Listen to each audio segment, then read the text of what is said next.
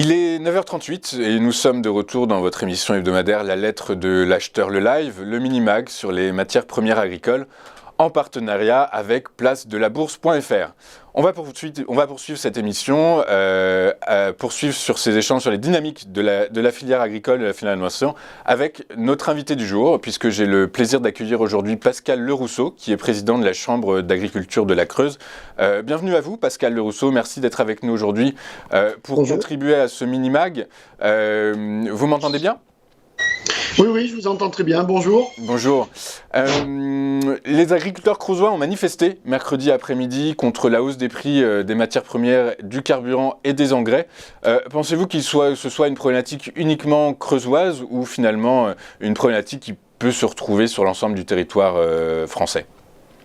Alors c'est une problématique qui concerne beaucoup plus en général tout le monde agricole, mais au niveau de la Creuse c'est quand même plus marqué puisque nous sommes sur de l'élevage. Et aujourd'hui, on sait que les cours du blé ont monté. Tout ce qui est végétal, les cours sont partis à la hausse. Mais par contre, tout ce qui est viande, malgré quelques frémissements, les cours ne montent pas. Donc, on ne peut pas répartir les coûts supplémentaires. Et ça pose vraiment des problèmes sur les exploitations qui aujourd'hui avaient déjà des revenus très très bas et qui malheureusement sont affaiblis par ces hausses des charges. Et pensez-vous qu'il y a eu des résultats suite à cette manifestation où vous attendez justement des ouvertures de pourparlers avec le gouvernement éventuellement ?